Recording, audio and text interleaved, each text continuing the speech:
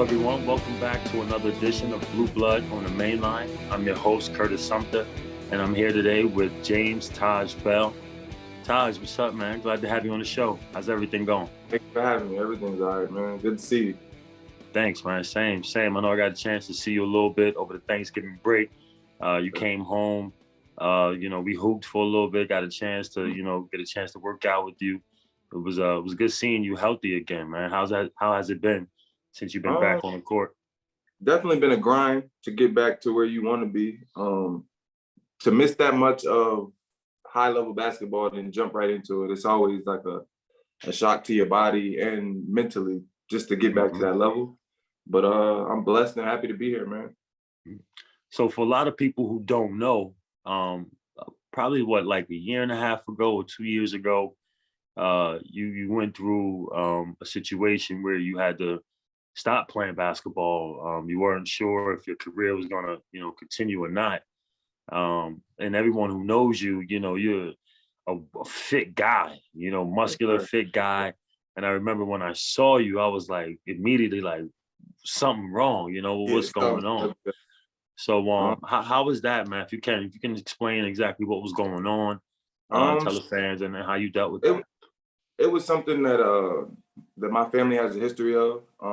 I have a thyroid issue, and I really wasn't aware of it. I was attributing the side effects to other things, and I honestly wasn't staying on top of my health as much as I should have.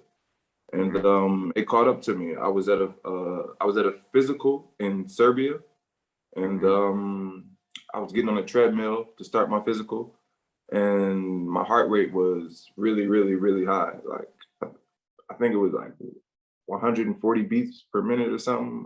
But it was like resting. I was sitting there, and my heartbeat was that high. And they're like, "So something's wrong," and I'm like, "I don't really know what's wrong, but we can figure it out." Right.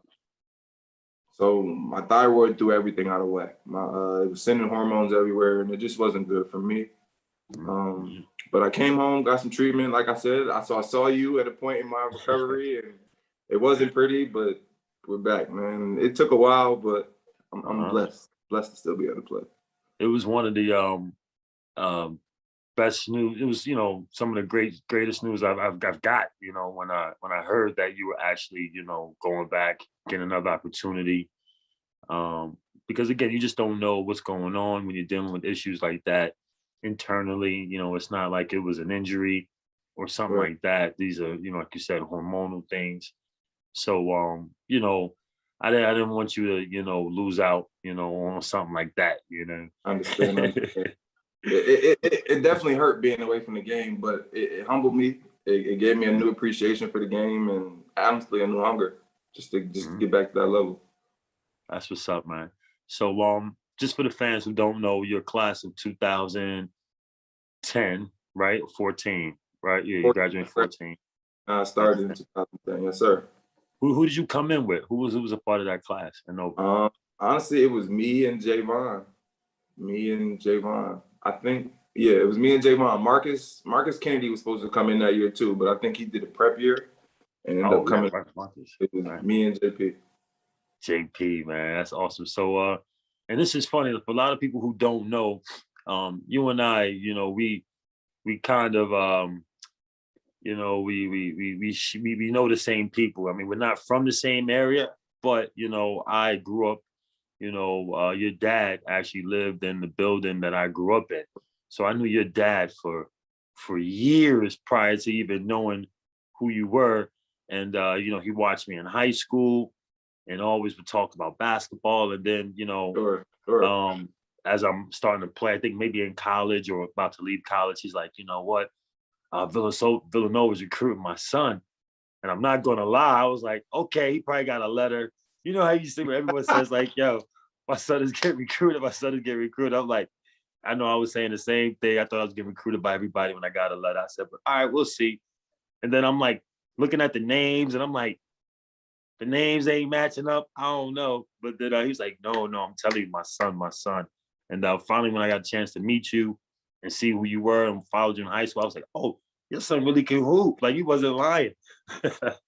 Yeah. So I'm definitely a transplant Brooklyn guy. You know, I'm from Jersey, but my dad's from Brooklyn. Yeah. We low key might be from the same floor. That's the crazy part. Like we lived on the same floor. But he always told me about you, guy from the building, went to Villanova, but I didn't really know much about Nova until I actually committed, honestly. I had a great relationship with Coach Pat Chambers. I had a great relationship with Coach Wright. And my recruiting process went super fast. I committed as a sophomore. So like you said, my dad was telling you they was recruiting me. And maybe like 6 months later, I committed. But Right. yeah, man. There's a little bit of that Brooklyn connection in there. I'm like 20% of a Brooklyn guy, you know. Yeah, definitely in there. So when did you move to Jersey? I'm sorry. First, when did you move to Jersey, and then when did you move eventually to So Florida? Because you went to Mount Verdi. I'm originally from Plainfield, New Jersey. I was born and raised in Plainfield. I moved to Jacksonville, Florida when I was 11 or 12 years old. I think it was fifth grade. Okay. Um, from fifth grade to 10th grade, I was in Jacksonville. To a nice high school, nationally ranked, good schedule. I went to Arlington Country Day for 2 years.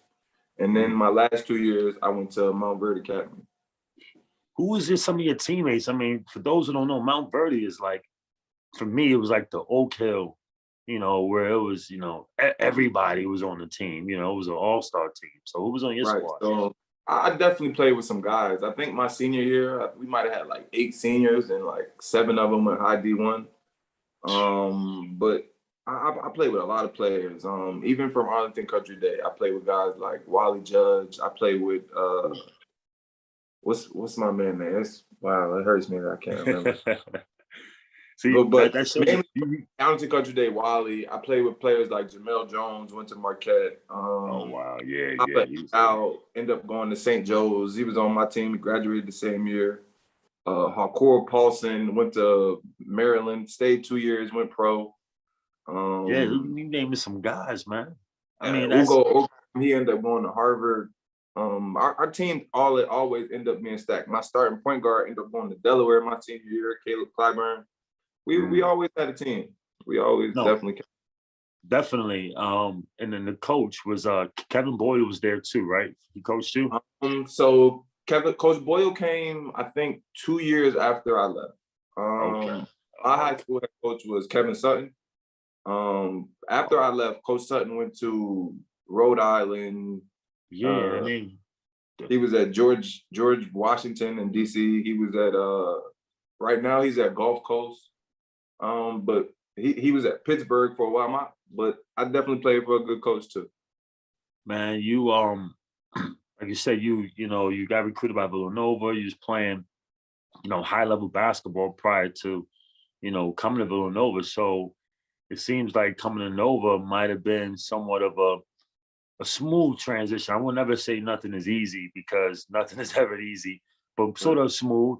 You come in your freshman year, but then you get dealt with the physical injuries. I mean, everyone knows you're a high level athlete, bro. Like, it's not even crazy, size, speed, shooting ability, and then you get that injury where now you have to have surgery on your legs, and it kind of slows you down a little bit. I mean, was that your first obstacle, would you say?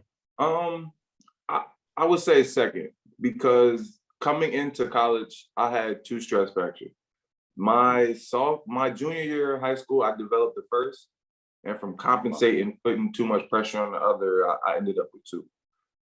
So starting my college career with that injury, it's probably definitely been the biggest hurdle I've had to climb, honestly. Just from a standpoint of my career being in jeopardy. Because it's a lot of guys that go the route of just not playing after that injury. I have 2 rods and not 2. I have a rod in each tibia, and it was a rough recovery. It took a while. I probably should have redshirted in hindsight, but that comes with age, understanding that. That's that Brooklyn in you. You can't tell us to sit down somewhere. Someone told me to sit down somewhere. I wasn't listening. It's hard. I could 5 years. It's hard. It's hard, but that just shows the competitor you are. you were up to meet the challenge. No matter what the obstacle was, whether it be rides, sitting out a year, you just was like, you know what, whatever I have to do to get back out there, I'm willing to do it. And it's just a testament to who you are, where you come from. You great parents. Your mom is awesome. Matter of fact, how's your mom? I got a chance to My we get a mom, my chance mom is great. My mom actually lost a lot of weight. that's what's up. She's That's doing what's up. amazing right now. Yeah, Crazy. I enjoyed my first experience coaching was your senior year. Was it your junior year or your senior year? Might have been your junior year. Because you left with Lang, right? Yeah. So it was my junior year. My junior year. He Yeah, wasn't there.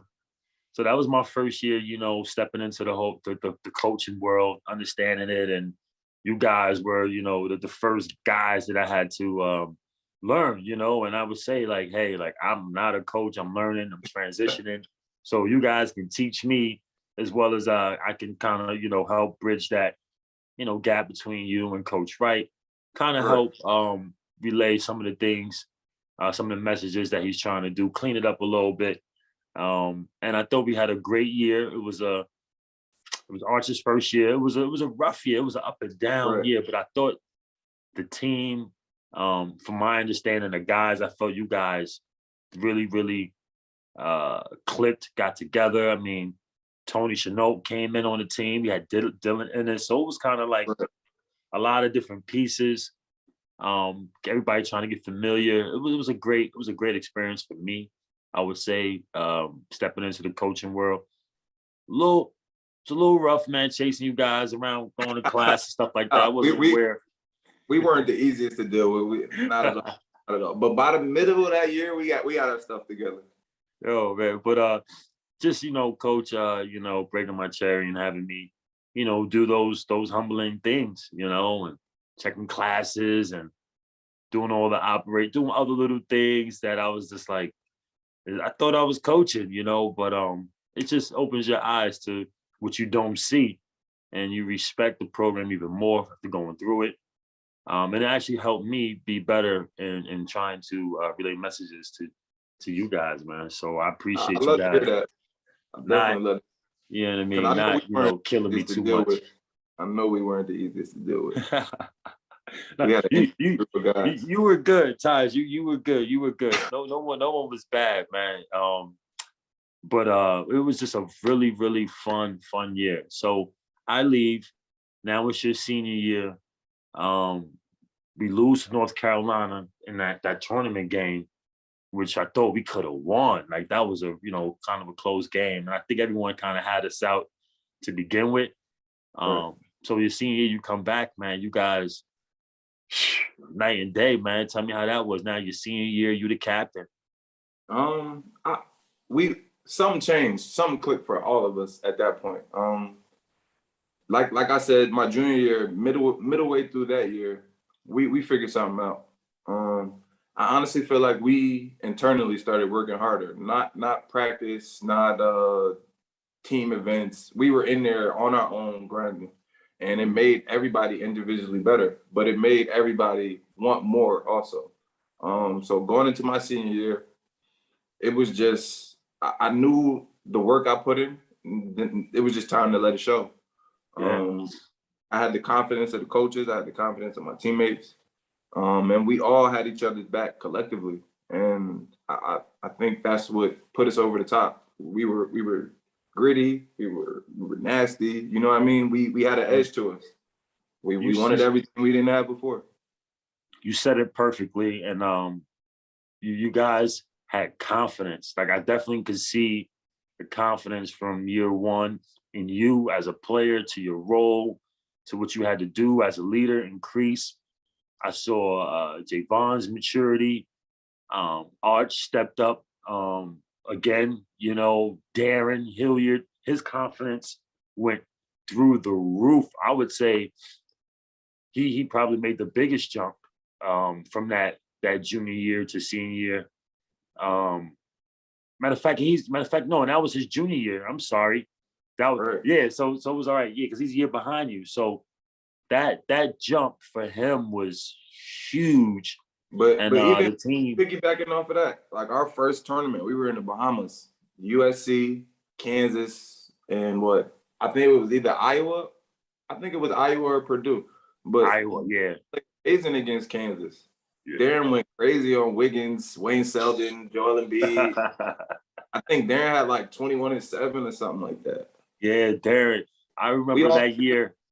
I would talk to him all the time. I said, listen, I said, this is going to be your sophomore year to your junior year is where you're going to make the biggest, increase in your game. And then by the time you're a junior, I said, it's going to be over. Like I can see it happening already. And like you said, it was always just a confidence thing with everyone, new system. The team was still kind of young, but then kind of, old, like no one really in the middle. And like you said, trying to find you guys' place. And we eventually got there. I mean, no one believed we were going to be an NCAA tournament team, but when we got there, and then your senior year, you guys followed that up with another good year. Was that the NC State loss? Was that year? NC State was Darren's senior year. My senior year, we lost to UConn, and they ended up winning. You guys lost to UConn. So that was that Kemba? No, it was no, I was on Napier. Who else they had? DeAndre Daniels. They had a little team. But it was pretty much Napier and Boatwright going crazy. I forgot they won that too. So they won what, 2 in like 4 years too, or 2 and 3 years too, or something like that. In my 4 years, they won 2. They won my freshman year and they won my senior year. I think they did the same thing when I was in college too. They won, I think, my freshman year. No, I think they won like my sophomore year or freshman year or something like that. And like another time, like crazy program. Let me tell you guys a little bit about our partners over at BetRivers Sportsbook. If you haven't signed up with BetRivers yet, now is the time because they are offering a $250 match bonus for your first deposit. What sets them apart is that they just require one playthrough in order to turn your bonus into cash money. With their new Rush Pay instant approval, withdrawing your winnings is safer, more secure, and more reliable. With basketball season heating up, get into the action by going to betrivers.com today or by downloading the software iOS app. You must be 21 years or older. If you have a gambling problem, please call 1-800-GAMBLER. But everything comes around full circle. You have a great college career. You finish, and then one of your first stops. Your first stop overseas, it was to France, correct? My first stop was Italy. Was Italy. Yes, sir. Okay, I played in Cremona in the north of Italy. How was that? Amazing. I was 45 minutes from Milan. I had my family with me. But everything was right there. Milan is 45 minutes. Bologna is an hour and 30. Brescia is 35 minutes. It was actually a perfect location for my first year. Just getting acclimated to Europe, the culture, the Italian people, my family experiencing that with me. Can't put a price on it. What did you think about the basketball? Just the culture shock as far as basketball goes. It's different. I don't really know how else to put it, because these people over here, like we have fans in the United States, but these people are like the meaning of fans. Fan is short for fanatic. You know what I mean? They don't know yet. They don't know. And these people live, die, and breed with these teams. You know what I mean? Like these relationships with these teams run deep. Like even the city I'm playing in now, like the love for my basketball team in my city is passed down. Like it's not just, oh, what team do you like in the country? It's no, we would damn near die for this team. It's like Philly 3.0. Like, Philly is a crazy, sports town, but it's nothing like some of these, cities in these other countries. Not at because all, like man. you said, they really love you so much that they might hurt you because they love you so much. They just want to see you do so well. Crazy. But the level of support and how much each possession matters, it is nothing like it, honestly. I think that's the biggest difference between European basketball and the basketball and everywhere else. Every I, possession matters. I said, Every. I was like, people ask me, how was it, playing over there?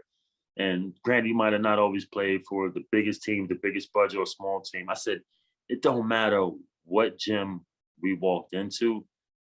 You would have thought you were going into a Villanova St. Joe's game every time. Every game, Every whistles, game. Every game. You would have thought it was like the fans. I'm talking about the fans, crazy, like you said, fanatic, surrounding, but like throwing stuff, like whatever it may be, you thought you were going to a however they Duke, can get the team. Carolina, Villanova St. Joe's game every night. And that energy makes you like, yeah, like I said, you feel the pride. But the team, they support, they love you. Like they really, really do love you. And it makes you want to go out there and perform well and not disappoint. So it can be that whole love-hate thing. And then obviously if things aren't going well, you're gonna know how they feel about you too. Very true. And now it's even easier for them to voice their opinions with social media. Oh my God, yeah. With nothing back. Nothing bad, right? You just gotta sit there and just good with the bad. take it. I take the good with the bad, man. So tell everybody where you are right now. Because I don't think I mentioned that earlier in the show. I'm in Wrocław, Poland. I'm about 2 hours from the capital of Warsaw. It's cold, man. It's cold. Well, give me a little geography lesson. Forgive me for being. Are you near like the Northern Lights or something like that? Like you close up that way? In Europe, but I'm not that far north. I'm east of Germany. What would I say? Probably south of about like Hungary. So I'm kind of above the middle. You're in the middle. You're in the middle somewhere. Yeah. That's cool, man. Well, you on a 1-year deal or you on a 2-year? 1-year deal. 1-year deal. 1-year deal, man. I know you got practice and everything going up, but I wanted to give everybody, opportunity to meet you who don't know you. We have a ton of new Villanova fans. The programs are doing great over the years. So I want some of this new blood to know who are some of the originators, who are some of the guys who helped build the foundation, and that continues to give back to keep the foundation strong. Right. And the guys that are there now, we respect them, they respect us, and there's a brotherhood and a friendship that will always be there. So that's what the show is about. Me just sharing, our Villanova brotherhood with everybody. But for sure, I mean, but that even comes from you, like us meeting my older guys were Reggie, Tone, Fish, right, and they looked up to y'all. So it's only right. Like a guy like DA hosted me on my official, Dwayne Anderson, and right. I know I probably hosted Dwayne, and it's just like it just trickles down, man. Yeah, it just goes. Definitely a huge family, and we definitely still keep in touch. We definitely still pour into each other. We definitely still pour into the program. And thank you for having me, girl. I appreciate it. I really do. Taj, man, before I get out, let you go and get to practice, man, I do want to ask you, a couple questions about the team, just a follow up, whatever. Were you there for Summer Jam? I don't think I went to Summer Jam this year. Okay, you didn't go to Summer Jam. I know we had a couple guys there, and I can't remember if you were there or not. But I just kind of wanted to get your thoughts on a team, and if you have seen a game this year. What do you think? I've got a couple games. I love our team. I love the balance we have. I love the leadership we have. A guy like Maine, a guy like Slate coming into his own. We just played UPenn. I seen Colin had 26. Like our preseason schedule has been amazing, and I feel like it's really gonna prepare us for the Big East and the run in the tournament, because it's not a lot of teams out here playing the competition we're playing right now. It's not a lot of teams getting the bumps and bruises we're getting, but that's how you make yourself into a championship caliber team.